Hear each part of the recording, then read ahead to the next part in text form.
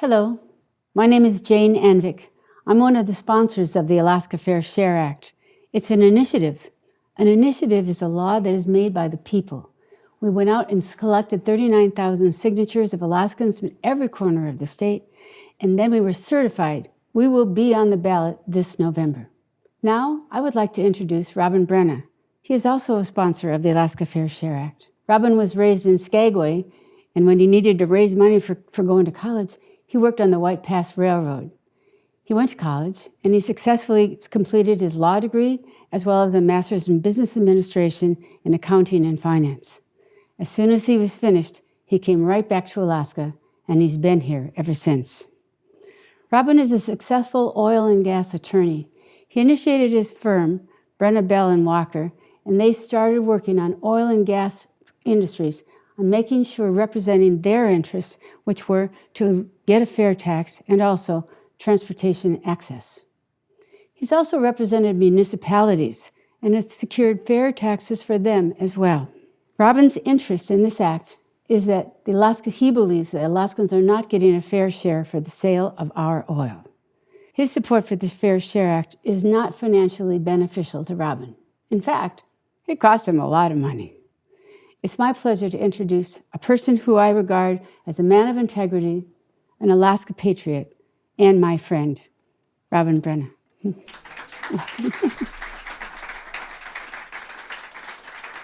Thank you for your kind words and introduction, Jane. I'm humbled by it, much as I've been humbled by working with many great Alaskans who have stepped forward to the defense of Alaska and supported the Fair Share Act.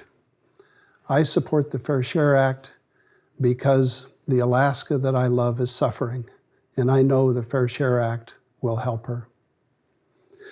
Every Alaskan knows the suffering is real. We've spent $18 billion of our savings. The state's support for municipalities and for schools around the state have been cut, forcing increases to our property taxes of all Alaskans. Our university system is being systematically gutted. The Alaska Marine Highway System can no longer reliably provide service to coastal communities with no road access. And the essential services that many Alaskans rely on, police, safety, senior services, have been cut to the bone. Even when the oil prices had recovered a couple of years ago, when the oil price was $65 to $75 a barrel, and even before the COVID virus hit Alaska, our economy was in shambles. We had lost 5,500 oil and gas jobs. We had lost 15,000 jobs statewide. We had the highest unemployment rate of any state in the United States. Great Alaskans had to take their families and leave Alaska to search for work so they could continue to support their families. Why is Alaska suffering when the price of oil was $65 or $75 a barrel? Why was Alaska suffering before the COVID virus hit Alaska? The answer is simple. We are getting less of a share from the sale of our oil than we ever have in our history, less than any major resource owner in the world for our oil. To be blunt, we're giving away our oil to major international oil producers, and Alaska is being left to suffer. To correct the problem, we need to find a way to keep more of the wealth from Alaska's oil in Alaska, helping Alaskans. Alaskans have historically got a fair share of their oil through royalties and production taxes. With regard to royalties, our current royalties are 12.5%. This is half of what we should be getting. Texas, for example, has been getting 25% in royalties for over 30 years without any impact to investment or production whatsoever.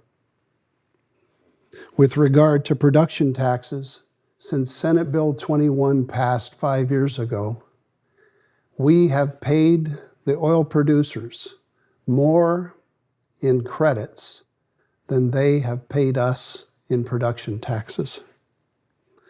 The state is having to borrow $1 billion in order to pay credits that we can't even afford to pay with the oil taxes. This is a chart of production revenues after credits are paid from 2009 to 2019. The red line in the middle is when Senate Bill 21 went in effect. You can see that before Senate Bill 21, we had collected $19 billion for those 5 years. You can also see that after Senate Bill 21, we have collected zero, less than zero. Let me be clear. 19 billion, zero. You want to know why Alaska is suffering? That's why. To illustrate this point further, this chart is our production revenue per barrel before credits. The reason I did it before credits was because all these would be zero if I didn't. This is how we did when the price of oil was $65 before Senate Bill 21 and after Senate Bill 21. Before Senate Bill 21, we used to get $12 a barrel. After Senate Bill 21, we get $2 or $3 a barrel, a quarter to a sixth as much per barrel as we used to get. These are the reasons why Alaska is suffering, because our petroleum taxes, which has been a foundation for our fair share, have completely collapsed under Senate Bill 21. To put these charts in a broader context, we have gotten less than 12.5% of the gross revenues from our oil in the last 5 years. Texans and North Dakotans have gotten about 30%, or 240% more than we have gotten. We get less, substantially less, than any other resource owner in the world. We get less than the Russians, the Nigerians, the Brazilians, the Norwegians, and every other major resource owner in the world. This is ridiculous. The Fair Share Act solves this issue. First, it raises the minimum rate from 0 to 4% to 10%. Secondly, it doesn't allow folks to deduct costs that aren't related to production from the fields. And third, it adds progressivity to the rates. So as the price of oil increases, or as producer profits increase, Alaskans get a little bit more. When passed, the Fair Share Act will result in production taxes that are lower than they were on average for 3 decades before Senate Bill 21 passed. When passed, the Fair Share Act will have no negative effect on investment or jobs in Alaska. And in fact, if we're able to keep $1 billion more of our wealth in Alaska, it will help jobs in Alaska. And finally, and very importantly, the Fair Share Act will require that tax filings related to these 3 major fields will be public. Alaskans do not know today how much money Exxon, BP, or ConocoPhillips are making out of Prudhoe Bay, the crown jewel of Alaska's wealth. Alaskans need to know the revenues and costs and profits from our major fields. We are the stewards for hundreds of billions of dollars of oil wealth, and that stewardship demands transparency. Each of these fundamental policies, raising $1 billion, having deductions be related to the field, and transparency, are fundamentally sound, clearly articulated, and good for Alaska. Is the Fair Share Act the best solution? To be frank, it's the only solution that will bring in revenue anytime soon to Alaska. All the other suggestions are worse. Cutting your dividend or eliminating your dividend, imposing an income tax. All of the other suggestions involve taxing ourselves rather than just simply getting a fair price for our oil. What sense does it make to you to take less for our oil and to tax ourselves? Would you sell me your car for less than it's worth and then tax yourself for the revenue that you lost? Of course you wouldn't. Governor Hammond was incredibly clear when he said, if there ever comes a time when we need revenue, the first place that we should go is to be sure that Alaskans are getting their fair share for their oil.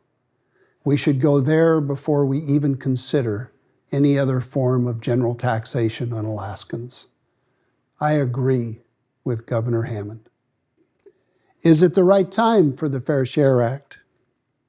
There is no better time than now to correct what's wrong and to make it right.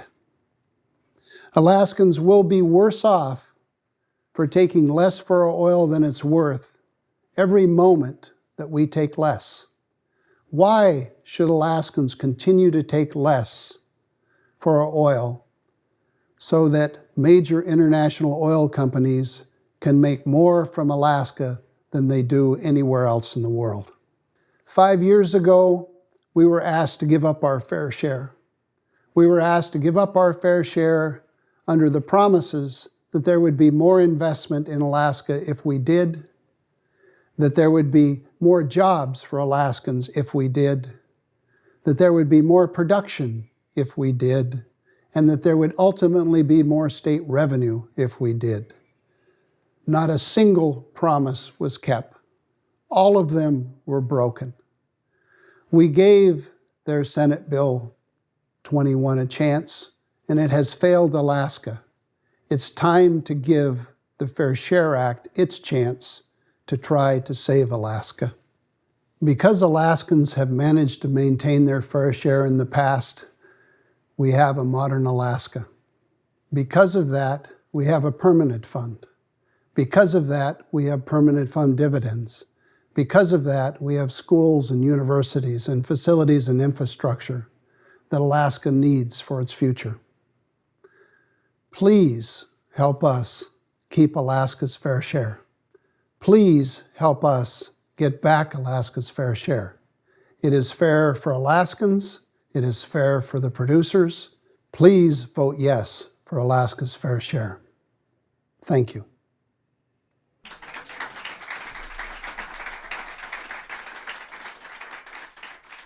Paid for by Vote Yes for Alaska's Fair Share. Top contributors Robin Brenna, RSD Properties, and David Carter.